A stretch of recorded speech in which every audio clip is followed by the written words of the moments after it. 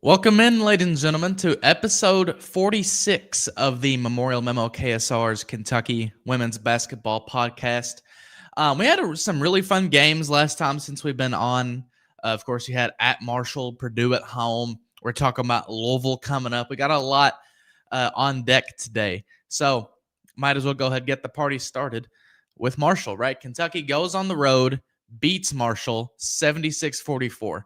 I think I said this whenever we played Buffalo on the road. I'm a really big fan of these mid-major road games. For one, I think it's good. Like Kenny Brooks was talking. Well, actually, this one in particular, this Marshall game is a home and home. Marshall will actually be coming back to Lexington next season. But I really enjoy these road mid-major games. One, like Kenny Brooks says, it helps you build adversity. You get to play teams that maybe play a similar style that some SEC teams do, and you go on the road and you do it. Again, adversity was a big thing he talked about. But I really like it, man, just for the game of basketball in general. Like, women's basketball is a growing sport, and it really helps when you're at a Marshall or somewhere where interest just may not be as much, at a mid-major school. Well, you bring in Kentucky, this big brand name. It helps grow the game. It helps grow the sport in general. So I'm a really big fan of that. I was really excited to go there just for me personally because first of all, I'd never been to the state of West Virginia. That's one of the main reasons why I picked out that Marshall game was because I'd never been to the Mountain State. I've been to 12 states now. If I sit here and try to ramble them off, Kentucky, Ohio, Indiana, Illinois, Missouri, and then you got North Carolina, South Carolina, Alabama, Georgia, Florida, West Virginia, and I'm already forgetting one, I think, because I said 12, and I'm forgetting the state. Kentucky? Did I say Kentucky? Because there you go. But yeah, so it was for me like a bucket list thing to go to West Virginia, go to Huntington. But first of all, campus, pretty cool. Like it's a small campus, but like it's thundering herd everywhere you go. The arena was pretty cool. Like it's a small arena. From what I was talking to some people there, it sounds like that was a good crowd for Marshall women's basketball standards. So that's always awesome. Media food. Listen, the University of Kentucky has nothing on Marshall's media food. Okay, we pull up and you're expecting, I don't know, like your roast and potatoes or something. We got chicken wings and buffalo chicken pizza. Oh, we had Mountain Dew, and I'm a really big Mountain Dew fan. So I was like, my gosh, like, is Marshall heaven? I mean, it was awesome. It was a really fun trip. But getting to more of the basketball side of things. First of all, Julie Folks, we talked about it. She coached at Transy for forever and is now at Marshall. She's a heck of a ball coach. Like, she is awesome, I think. I love her style. We're going to get more into that in a minute. But I really think Sunbelt, like the Sun Belt has to be careful because Marshall's going to sneak up and probably win the Sun Belt. I think they have the potential to do it. I think they can be really good there. It was just a really ugly start to the game, though. I remember post game, Kenny Brooks was like, I watched Marshall play Indiana, and that first quarter was really ugly, and it was a 9-6 first quarter. Well, I mean, believe it or not, it was 9-6 after this first quarter too. So I guess that's how the stars align there. But Marshall, just a tough team. Again, it didn't really help that. I mean, yes, their defense is good, but Kentucky, they just could not hit a shot, man. I mean, 39% from the field, 28% from three. The free throw shooting this season's actually been really good. I know Kentucky is one of the better teams in the SEC, and I think the country when it comes to free throw shooting, 81% on 17 of 21 attempts. So not bad there. They did grab 54 rebounds, which is encouraging. But again, it was just a really ugly start. And I don't know about you all, but I got terrified when kind of towards the end of the first quarter, Claire Stratt goes down with what looks like a lower leg injury. Now, we've used that same verbiage for like Dom Prova and Jordan Obi once you're talking about ACLs and Achilles, but this was more like lower shin ankle area. And I was sitting there thinking, did she just get like a high ankle sprain? And she goes back to the locker room. for that 2 or 3 minute stretch or however long it was she was out, I thought the team played pretty well. Like, I think it would have been very easy to get overwhelmed in that moment. And I think a big credit to that is Kenny Brooks and the staff because, Kenny Kenny gets fired up. Like he's not like stone cold on the sideline or anything, but he like Kenny is for the most part pretty calm and composed. Again, I think he only like yells and raises his voice when it's kind of warranted, like whenever you need it. I don't think he's John Calipari out here yelling, go, go, and like for no reason, right? Or, you know, very outwardly showing that, hey, we're panicking, something is wrong. It's a very calm and composed operation, and I think that really helps the players. Again, I know it was 9-6, and you're like, well, it's not a great first quarter. I think in that road environment, I think with all of that, Kentucky could have very easily been trailing after the first quarter. So I thought for the most part, they did pretty well there. And speaking of Claire Strack, she had set 15 points, 13 rebounds, 5 turnovers, which isn't ideal, I know. But a lot of Marshall's defensive game plan was to kind of just like, if she got the ball, all of them swarm around her like hornets and smack her to death. And, I tell you what, though, whenever Strack came back from her little injury or whatever, every time she fell to the floor after that, because it was a rough physical game, I got terrified. Like I had a mini heart attack every time because I'm sitting there like, oh gosh, is she hurt again? But 15 points, 5 of 6 shooting, 5 of 10 shooting, 5 of 6 from the charity stripe, and then 13 rebounds. So I have to be pretty pleased there. I was really glad to see that Kentucky started to figure out the press a little bit. I know part of that was Claire Strack turned the ball over 5 times, and they had to figure out, Kentucky turned the ball over 18 times as a whole. That's not a number you like to see at all. But, you're playing Louisville on Saturday. You play Tennessee in conference play, obviously. Like, those are 2 teams that are going to press. And those are, honestly, just calling it how it is, those are 2 rivalry games that, I say have to win. Like, you have to win for the rivalry. Like, if you lose it, okay, whatever, blah, blah, blah, you move on. But you have to win those for the rivalry's sake. And, it's good. Kentucky plays a Marshall team that presses on defense a lot. And, again, you're going to see that this weekend against Louisville. You're going to see that against Tennessee. And I thought Jordan Obi played really well. 17 points, 4 rebounds, a block there. Plus minus of plus 30. The highest plus minus actually belonged to Tony Morgan, who had just 6 points on the night, but 11 assists. So, again, Tony Morgan with the assists, just absolutely killing it. Amelia Hassett had 9 points, but I thought where she really made an impact was 14 rebounds, and 6 of those came on the offensive glass. Because I know that's something Kenny Brooks was really harping on the team on was, okay, we need you guys to be able to rebound on the offensive glass. If we're not going to hit shots, at least get us second chance opportunities. And it worked out. 6 offensive rebounds, that's something you'd definitely like to see. Strack had 5, and the team had 24 as a whole. Moving on to Asia Boone, 14 points, 4 of 11 from 3. I know that's not the most sexy number, but that's in the high 30s.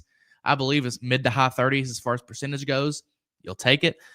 4 rebounds, 1 assist, and then how about 2 steals for Asia Boone? So getting it done on both ends of the floor. But yeah, I thought that was just for the most part like an ugly game, but you know what? You still found a way to win. And not only did you find a way to win, you won by, 32 points. So just a really good win, I thought, for the most part. And then you have Kentucky's most recent game, Purdue. You beat the Boilermakers 76-35. Right off the bat.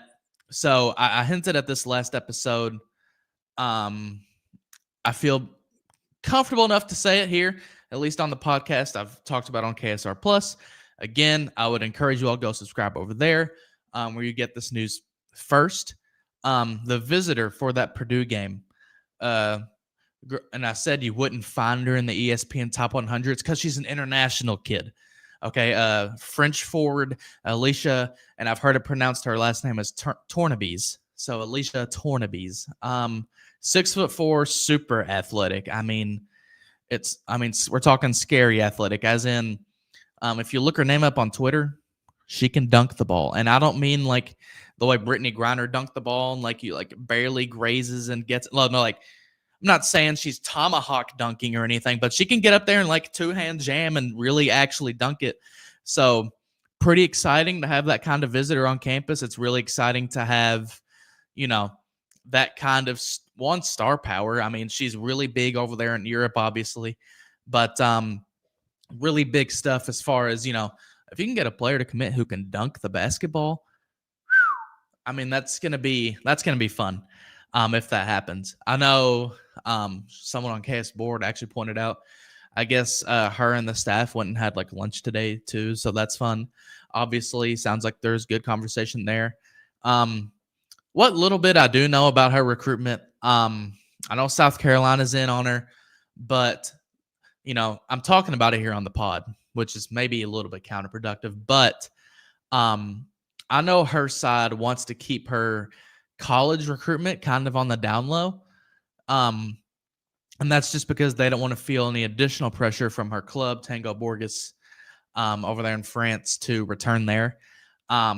So I would say right now, just kind of based on what little I know, I would almost call it a three-way split, like almost perfectly even of, do I go to Kentucky, South Carolina, or do I come back home? I do think the end goal for her is the WNBA. I do think she does want to play in the W in a few years, but it's just a matter of how she gets there. Student section was absolutely packed. For the first time this season, they were able to kind of do like at Rep Arena, they do the flag at the pregame student section. They were able to do that there. Student section was rocking pretty well. I thought the crowd, again, I think I posted this on Twitter. The number of people in the crowd, it was all right. But, I mean, I think I talked about this in the rapid reaction. Obviously, you had the Michigan State game, right? So that was part of it. It was cold, it was wet, it was rainy, it was gross. So that's part of it. And I think they just got to get a better home slate of games. And I know Kenny knows that. I mean, he's acknowledged it. They thought they were going to get this Miami game at home. That's going to be on the road. I think they know they're going to have to schedule a few better home games moving forward. But, for the most part, I think they called it Operation PAC, Historic Memorial Coliseum, or hashtag PAC HMC. And I think for the most part, it was a pretty good success. Other than the fact that the Michigan State watch party ended really early, I don't even think it made it through the first quarter. They were playing it on the Jumbotron as advertised. But I guess, when you're down by 20 points, it's like, well, let's just focus on the game. We're winning by 30. So that was unfortunate. Something I was really proud of from the team in general. The offense, it was off and on, right? That you had hot streaks, you had cold streaks. But what I really liked about the offense was that you didn't stay cold, right? Because I think it's easy, it's easy to get hot. But once you're cold, okay, can you get out of that cold spell? Can you sort of figure things out? Excuse me. Like, can you figure out how to, again, when you're not making shots, fight through the adversity and then score some points, right? Kentucky ended the game on a 14-2 run, right? They ended the game, I remember, I believe it was maybe in third quarter sometime where Kentucky, was cold and they were missing shots and they came out of a break and they went on an 8-0 run, right? Like those are the kind of things you need to see. And that's also, again, credit to Kenny and the staff for making those kinds of adjustments. Defensively, man, I feel like a sour piece of crap for even complaining a little bit. And I'm not even complaining. I'm just pointing things out. Because when you hold a team, especially a Big Ten team, to 35 points, that's really impressive. Purdue shot just 20% from the field, 16% from threes. So, like, defensively, you played pretty well. I'm looking at the stats right now. They didn't score for the last 4.5 minutes of the game. They ended the game missing their last 7 shots, missing 14 of their last 15 shots. So, like, the defense played great. But there were some, like, really minor things. I pointed it out, and Kenny he basically kind of confirmed it in this post-game presser where he was like, there were some communication issues and more so lack of communication. I thought it was great. I put out an article where Kenny was basically saying, we have the potential to be a good defensive team. And I'm sitting there like, aren't we first in defense in like every stat besides like steals? Like we're first in blocks, block percentage, like block whatever, block rate percentage. That's what I'm looking for. Like effective field goal percentage, defense, like all these things. I think WT put it out on Twitter and I retweeted it. Like they're first in like everything. And I'm like, if we're not a good defensive team now, I mean, what the hell are we going to look like later? Like, are we just going to hold teams to 0 every game? Like, I don't know what that's going to look like. That's kind of scary. Love it, though. But again, just holding a team like Purdue to 35. And again, I know Purdue's not great. I know they're kind of like a mid to bottom tier Big Ten team, but still a power conference opponent, still a team with talent on it. I thought Kentucky played pretty well on that side of the ball. Back again to Jordan Obi. I think she's really starting to figure out where she fits in the offense. I know, she came into the season, and when she was at Penn, she was a forward, kind of played down in the post a little bit, and now she's a guard here, right? Kind of, I want to say a big change, but, it's something I think she's really starting to figure out. Jordan Obi, like, she averaged like 8 rebounds a game at Penn, and it's because again sometimes she had to play center there, and here she is being in the 2 guard here, and of course with that, switching positions like that, and especially switching conferences and going from Penn to UK and the SEC, she's just kind of had to learn where she fits in the offense, like what her role is, and I really think she's starting to figure it out, because she had 15 points against Morehead State in the season opener. But then kind of following that, I don't even know if she had to reach double digits after that. But then against Marshall, she has 17, which was a team high. And then she has a team high again against Purdue with 17 again. 17 points, 6 of 10 shooting from the field, 2 of 4 from 3. 3 of 4 from the charity stripe, 8 rebounds. Like those are numbers that you really want to see. And it feels like we're seeing Jordan Obi like this. Like, I think what's so great about her is, unlike some freshmen or unlike some players, she hasn't had to need all non-conference all season long to kind of figure it out. It's not like she's had to like figure it out and finally get it at March. Like, I think Jordan Obi, I think she's playing to the best of her ability already, and I think that's really good. Maybe she will continue to get better. I mean, but I think she's playing pretty damn well right now, and I think in general you have to be really pleased with that. Claire Strack, again, another great game from her. I feel like it's just going to be every single night we talk about how Claire Strack is just, absolutely dominant. 17 points, 7 of 14 shooting, 13 rebounds, 13 rebounds, and 12 of those were on the defensive glass.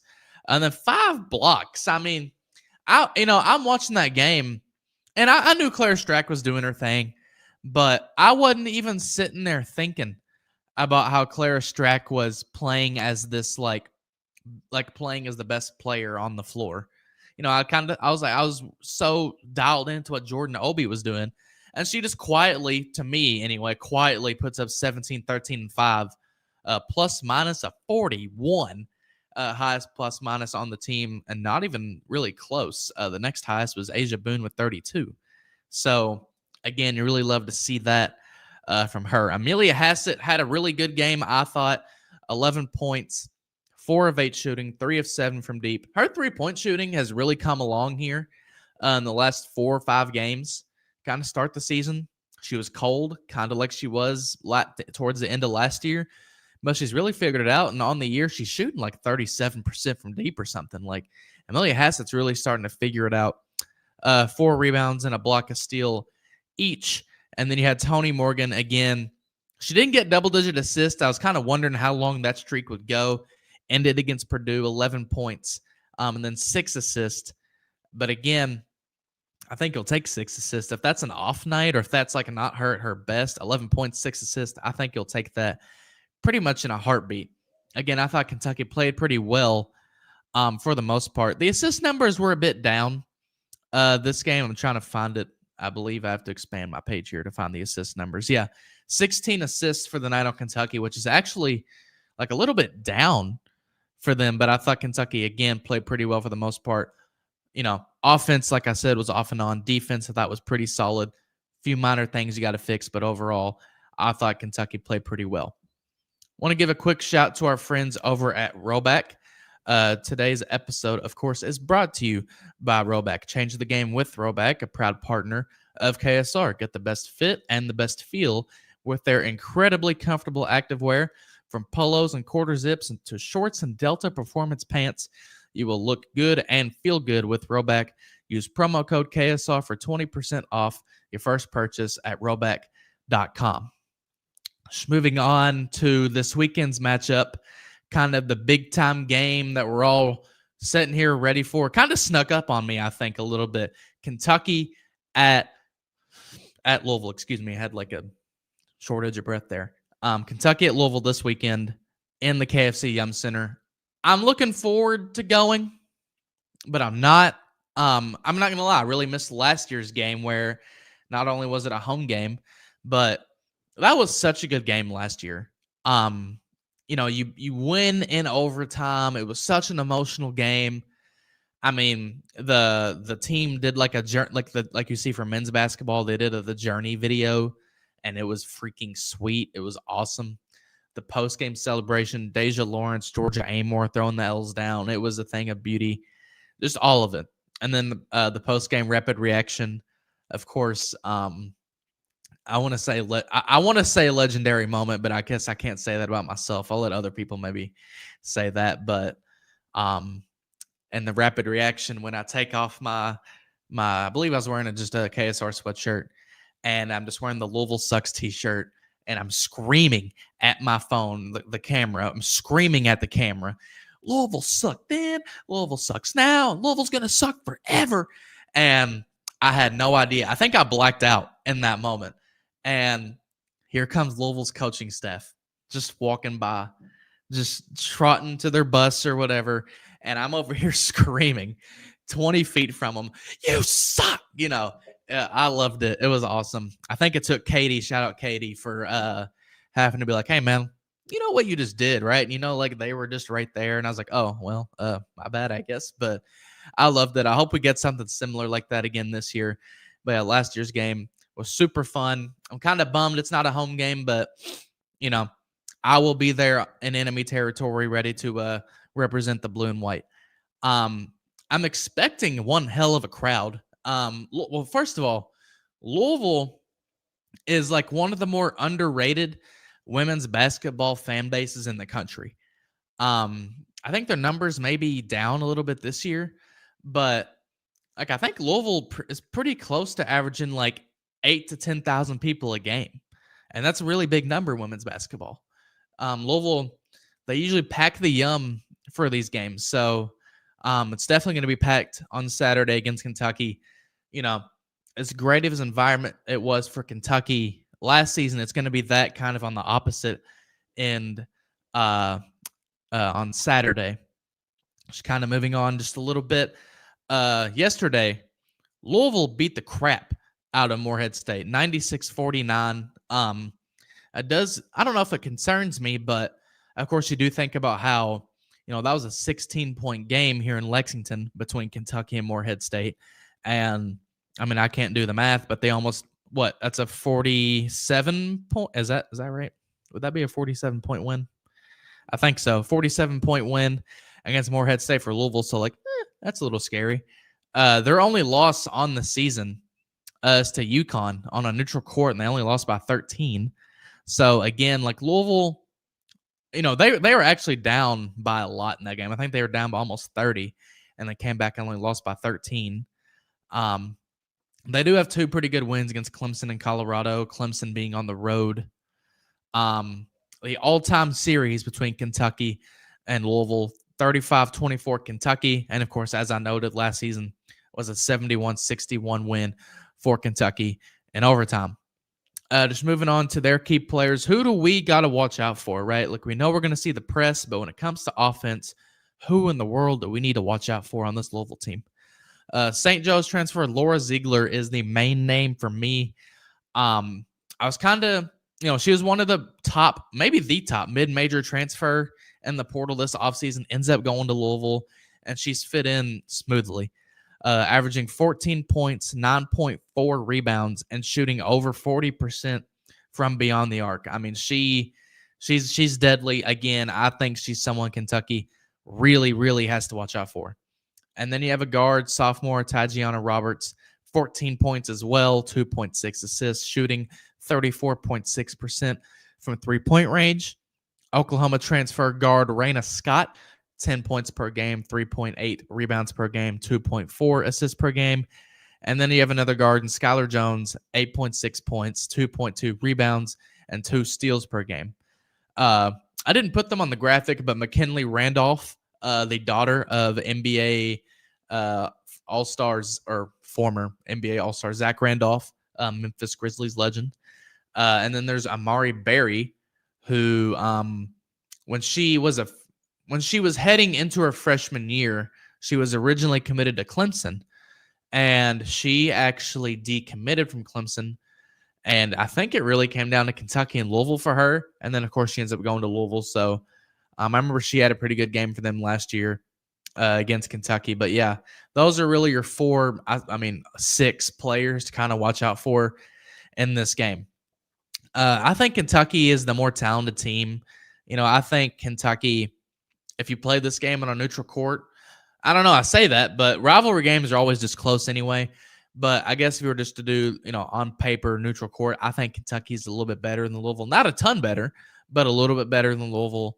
My prediction for this game, I'm going to say Kentucky does win. I think Kentucky does go on the road and beat Louisville for the second year in a row. My prediction for this one is 62-58 Kentucky. I think the Cats get it done. I don't think there's any world where this one's high scoring. I just don't. I think this is going to be, hard on the eyes maybe, but my God, it's going to be a battle. And you talk about battle, the bluegrass, there's going to be some bloodshed, all right? Like, this is going to be a fun game. I think it's going to be a fun game, but it's going to be a grueling game to watch at the same time. Again, Kentucky's defense, one of the best in the country. Louisville's defense, they play that press style. Kentucky kind of struggled with it a little bit against Marshall. I do think they started to figure it out, and I do think that's really important. But Louisville's obviously more talented than a Marshall team. I just think this one's going to be pretty low scoring. I don't know if we're going to have another overtime game, but I do think this is going to be pretty low scoring. But I do have Kentucky winning 62-58 in the KFC Yum Center. And my MVP, who I thought, was kind of the MVP of last year's game, I'm going to go with Amelia Hassett. Excuse me. And I think it's going to be for about the same reasons. I don't think Amelia scored a ton in last year's game, but I remember she grabbed some really, really big rebounds and in overtime hit some really, really big free throws.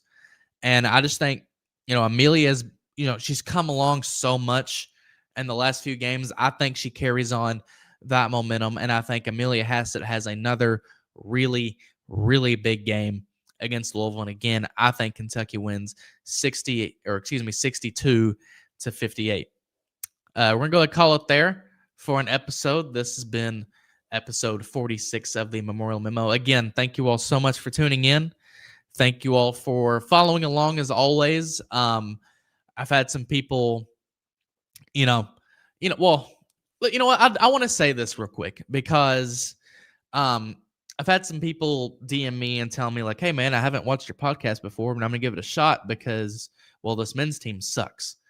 First of all, I'm not ready to say the men's team sucks. It's been 2 really rough games. And I tweeted this, and I want to say it here too. And I'm guilty of it. I'm not saying I'm a saint and I'm perfect and I'm the greatest and I've never done this myself. But I think we all need to try to avoid comparing the successes and failures of men's and women's basketball. Now, when I say that, like, if we get to a point, Kentucky, the only team in the country with both of their teams ranked in the top 10 of the AP poll. Like, I'm not saying that. Like, that's good. But when it becomes, well, Kenny Brooks has 2026 commits. Why doesn't Mark Pope?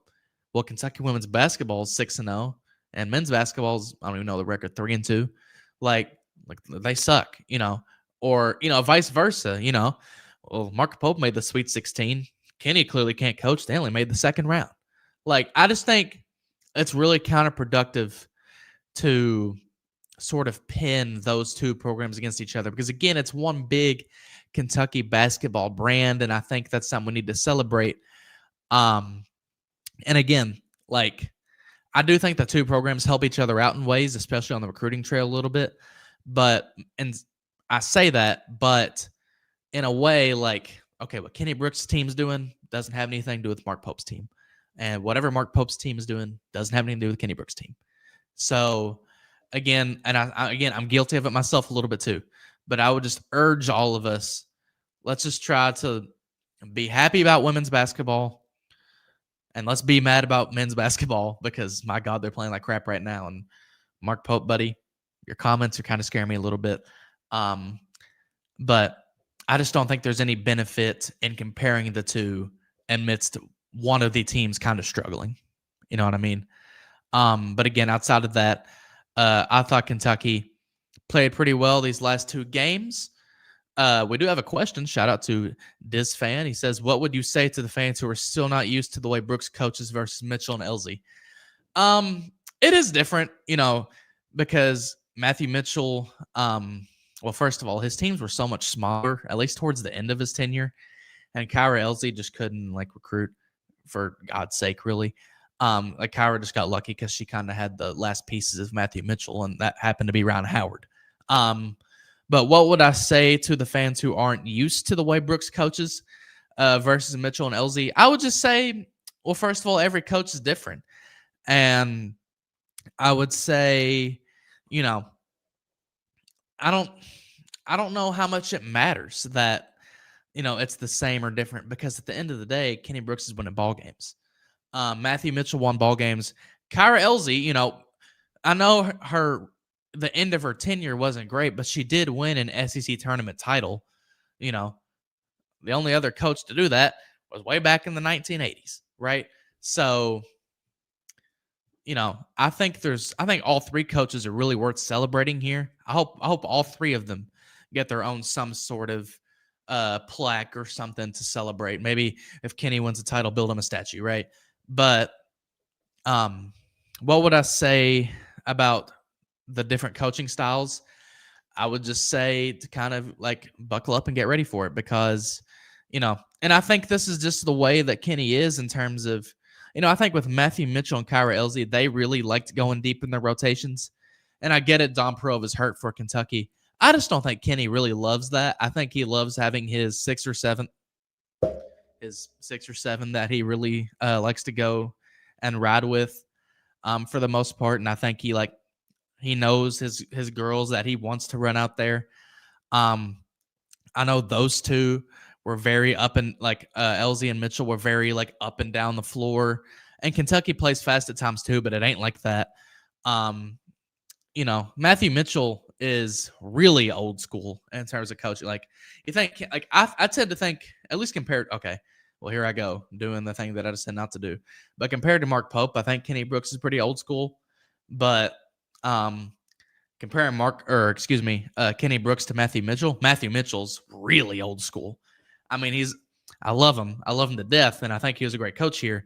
But his whole selling point is all right, here are the three tools to winning basketball games. And it's dude, you're 2-2 at Houston. You lost Stephen F. Austin and Rice.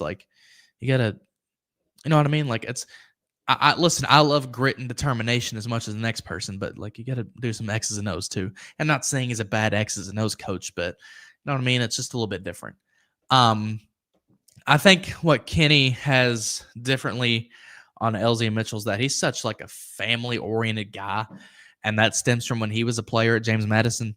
Lefty Driesell was his coach, and that was Lefty Driesell's big thing. But again, to answer your question, again, what would I say to fans who aren't used to it? Just embrace it, because at the end of the day, it's about winning ball games. And Kentucky is 6-0. Had a really great last season. And especially with this recruiting class that they've ruled in, if you add Alicia Tornabees, that's another one that's for that 26 class. It may be the best class in the country if you get her too. There's just a lot to be excited about. So I would just say embrace it. And it's a fun style of play too. Like Kentucky, they shoot a lot of threes. They get up and down. They block shots. I mean, I love turnovers and creating havoc, but it's just as fun to me to watch, Jordan Obi or Claire Strack or Tiani Keys send the ball into the third row.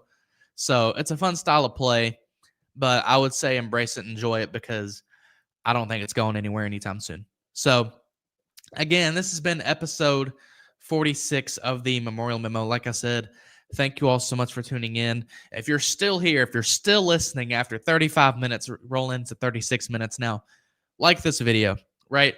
Give us a like for me, for Steven, for Jack, for Sean, for Zach, for Brandon, for Adam, for Nick, for all of us here, for Tyler Thompson, for all of us here at KSR, right? Who produce content here on the KSR YouTube channel, but especially for our guy Steven. So again, like, comment, subscribe, do all those wonderful things. This has been episode 46 of the Memorial Memo, and we will see you guys next time.